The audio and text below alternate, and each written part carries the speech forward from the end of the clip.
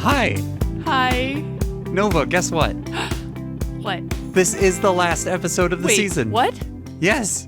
Already? Yeah. Mindful Poly Season 1. I can't believe this. Can you believe we recorded a whole season of a thing? No. Uh-huh.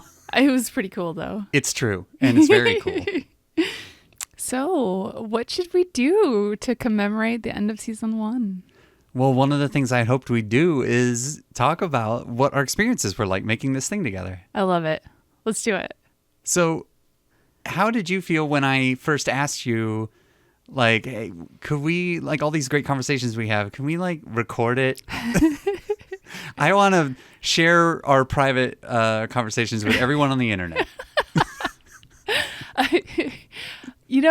I was strangely open to it because we clicked together very well as a couple. And it's sort of like every new area that we've explored, we're like, oh yeah, oh yeah, oh yeah, oh yeah. And then to find that happening with this project was just like, what? Come on. Mm-hmm. I mean, why not? Sure. At this point. Sure. I shouldn't have been surprised. I was. And so that kind of made it easy too, because basically anything one of us was like, I don't really like doing that. The other one was like, I love doing that. So, or I can't do that. And your other person's like, that's my living. That's what I do. Yeah. Yeah. Like, I can't code. Sure. You made a website. Oh, I love to code. I do that all day. I was more excited. I will say, like, getting a chance to edit has been my favorite thing about this experience, because I also can't do that at all, or would want to. Getting to go back and pull back out my editing chops has been really fun. And I've learned more about who I am as an editor. And you've learned more about who I am as an editor. Maybe you can make the pause a little shorter. Oh, of course Using I can. your I can editing. do whatever I want. That is why it's fun to be an editor.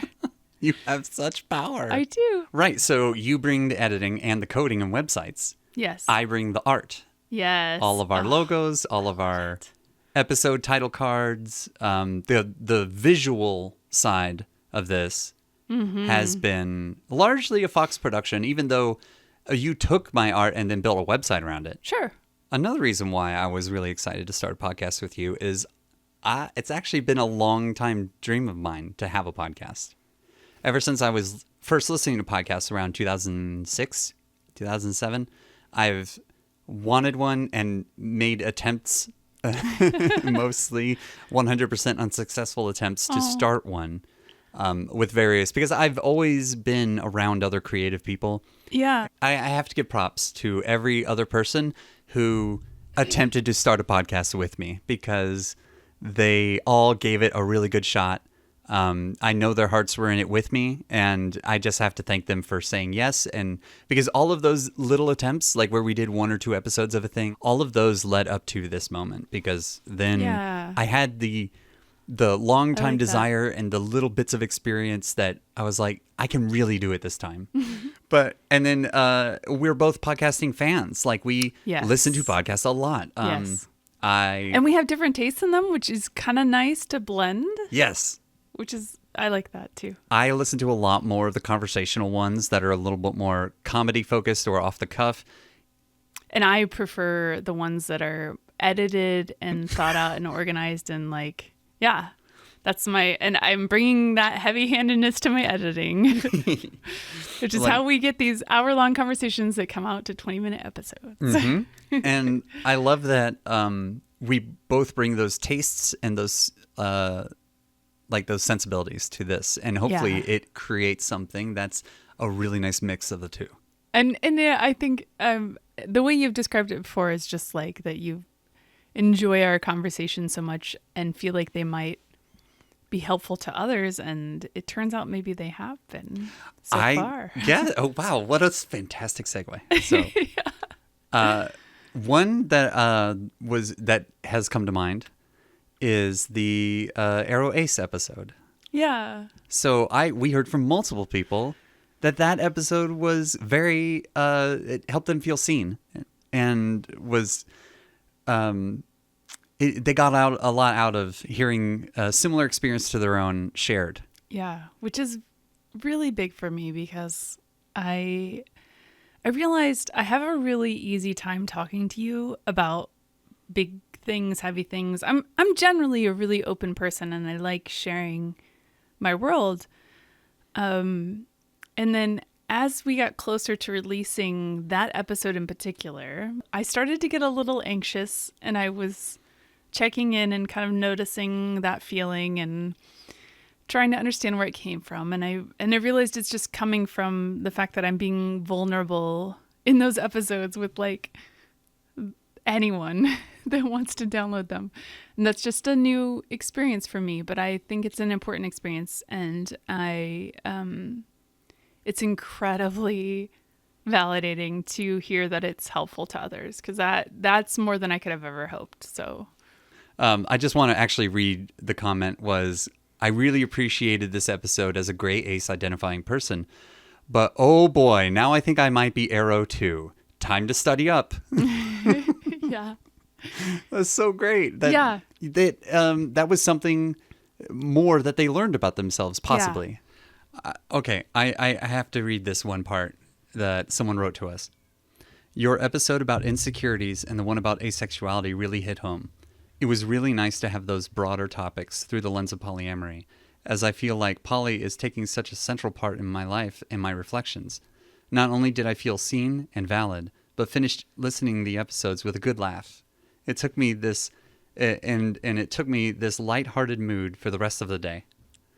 So thank you for making us reflect on topics that can so easily become a source of anxiety without any headache.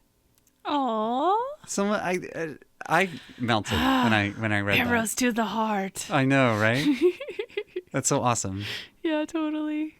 I love it. So, Fox, do you have like a favorite episode from the season? I have like all of them, but valid. But one of my favorites has been Insecurity. Oh, okay, it was our first episode. Yeah. And there's kind of a story behind the recording of the first episode. Oh, right. Yes. Mm-hmm. So that was kind of a learning episode for us because we were getting used to our equipment and how to get the best sound we were looking for. And we made a huge mistake the first time around. We did that whole episode twice. And the primer too. To me, it still feels like one of our best episodes. And that was take 2. Yeah. Yeah. I see that. You know, I mean, so for those reasons, that kind of has a special place in my heart. I love Relationship Escalator, even though I like smush up some of my words in that one. Like, it has some things I wish I could still edit. I love it the way it is because even with its flaws, on repeat listens, I love that episode so much. Aw. It's fun. Yeah. Another reason why that Relationship Escalator episode has a special place for me is recently I've been on dating apps. I got on Tinder. Woot. Woo! And one of the things that has made that an enjoyable experience for me is your story that you shared in the Escalator episode. You chatted with each other. Yeah. And that relationship did not escalate. No. But it was such a positive experience for you. It was. And continues to be. It is. I had that story that you shared in the back of my mind the whole time. Yeah. And it kind of took away a lot of the pressure that I felt of like, that's good. When someone matches with you and then you like send a message and are they going to write back or you start messaging a couple times and then maybe there's silence for a few days. Yeah. And like, I felt so less stressed about those moments because I was like, it doesn't need to be anything. Yeah. Like it really helped me align my expectations in a much more healthy way, I think. Which is kind of strangely always been my relationship with dating apps, but I'm happy that some of it rubbed off, and I hope maybe it rubbed off on listeners as well. Because that is always how I approach any kind of dating app, is just from a place of like, let's see what happens. I just got headbutted in the face by Jara. I know. Oh, she's such a lover. Speaking of, shout out to our co-host. I think Jara is the most vocal and she's made the most appearances.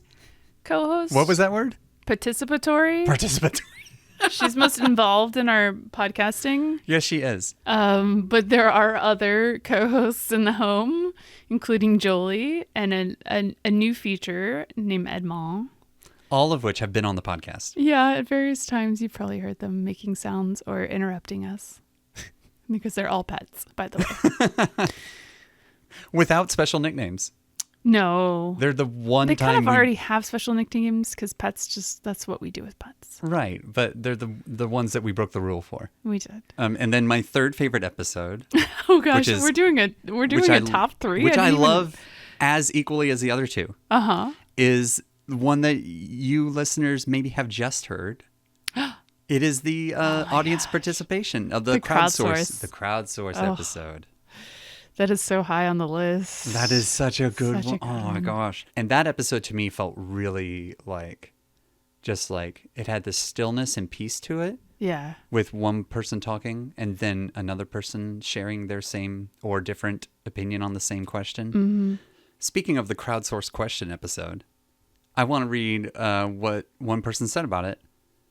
I don't see or hear uninterrupted answers to questions very often, especially from so many people in succession. Yeah. Wow, some of these people sound like emotional scientists or scholarly wizards. Those were both about that episode, the crowdsourced question episode. Uh-huh. It is hard to pick a favorite, isn't it? Yes. So what is your favorite? Oh, you're teasing me with the crowdsourced one because that was so good. But I think the top ones for me it's hard to pick between two. One is dialectic thinking. Just because I'm such a philosophy, psychology, sociology nut, and I adore those ideas because they have this way of transforming the way that people interact with the world. Like you get a new idea, you get a new term, and it just like it blossoms. Like you're just like, oh, this thing I didn't understand now makes sense in a new way, and I'm just like, whoa, whoa, whoa, whoa, whoa, and I love that. But then that's also true with the Arrow Ace episode. So I think that one's also really high on my list. I know what it's been like for me to hear other people's stories and how much that's helped me. Not just like tiptoe around a label, but to be like, I am this label. Yes. So those two are really, I just have a hard time picking because they're just powerful in different ways for me. I love that you brought up dialectic thinking because it was an aha moment for you. You shared it with me. It was an aha moment for me. Yeah. We put it into a podcast episode and it was an aha moment. For listeners. Yes. Yes. I've heard others share that like dialectic thinking kind of blew their minds or it like helped them connect with different parts of themselves or, going back to that idea of like, am I allowed to be both things? You're like, oh, you just kind of gave me permission to be them both with that episode. And I was like, oh my God. Yes. Great. That's wonderful. I mean, that's kind of like the golden prize. Yeah. Yeah. Totally. Totally.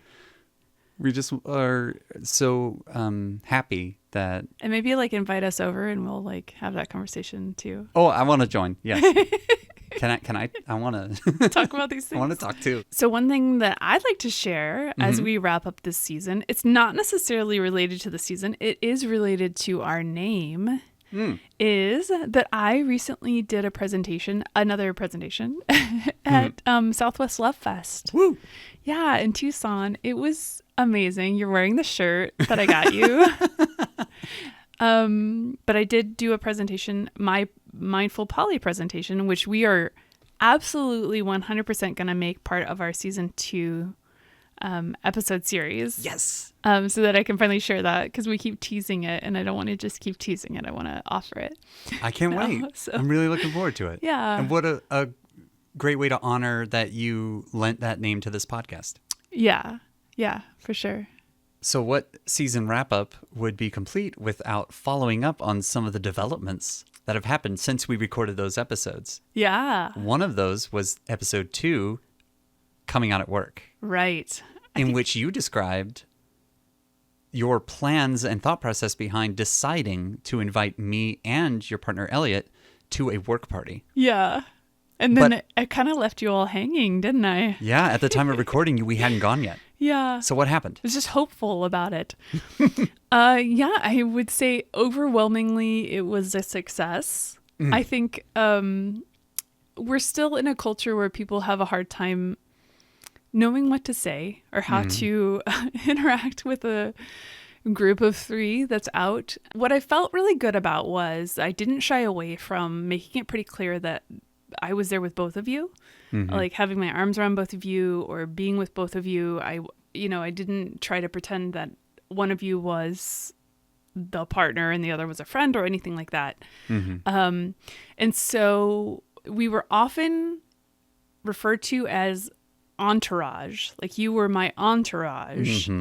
So they didn't want to, that seemed to imply to me that they weren't quite comfortable saying like your partners or even your friends. They were my entourage that seemed to be your there with escorts me for the evening. But they always did it in a really positive way. I'm like happy that you brought your entourage with you. And it's like, yeah, kind of like, I'll take that. like, I'll you take go. that. Yeah. All right. Well, and on that note, there was a one of the service staff there took our photo, offered to take a photo, and we were like, yes, thank you. That would be so great. And she did. And she's like, lucky girl or something like that. And then she kind of took a moment and she's like, lucky guys. And I'm like, thank you.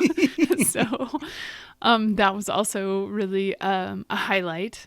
And then also just like, I forget how they put our name tags, but we chose to sit with me in the middle. And that felt good too, because it was yet another signal that we all are connected and that, and essentially, like romantically, I'm in the middle. That is the most basic visual signal you can send. Yeah. Elliot wasn't a barrier between me and you. Right. And when asked about various things, we talked pretty openly about doing things together and kind of like making references to co-parenting Sunny, and that all felt really good. I don't think anyone was comfortable enough to ask specifically what was going on, which is fine. And I understand. Overall, I think it went really well. It was one of those rare moments, I think, that I'm going to carry in my back pocket forever. I was thrilled. The whole evening was really great from my perspective as well. Yeah. I got to be your arm candy. You're such delicious arm candy. Yum, yum, yum. So we've got a little time before we start on season 2. I've already teased that I'm going to talk about Mindful Poly as one of the episodes. We do have plans for the other ones as well. Right now, this is something we do for fun, and it makes us happy. And we don't, sometimes passion projects can dip into that space where they feel like obligations, and we want to keep this in a place where it feels like a fun thing. Right. I want to chase that good mojo. Yeah. And so in the interim, before we release season 2, we do want to kind of like help spread the word a little more about season 1. And one of the ways we want to do that is we have like some really fun ideas to make a TikTok account together. So look forward to some Mindful Poly TikToks. Yeah. When we set up the account, we'll definitely put the word out on our Instagram so you can follow us there. So a special thank you to everyone that helped us kind of review some of the episodes before they were ready for release. Yes, thank you, River, Tegan, Stevie, and Elliot for feedback and review. Yeah. And lastly, and no least important, thank you to Wine and Coffee. Yes. At different times. Yeah, depending on when we record. They're very important to the making of this podcast. And so now this is goodbye. Yeah, well, just for season 1. It's just not for goodbye season forever. 1. No, it's not goodbye forever. Goodness. We're so excited to get season 2 up and running. We are. After a good break. Yeah. And on that note, as our ending music is fading in, I'm just a spirit having a human experience. And I'm glad I had this one with you. Yeah, me too. Thanks for having it, Fox. Bye, Nova. Bye.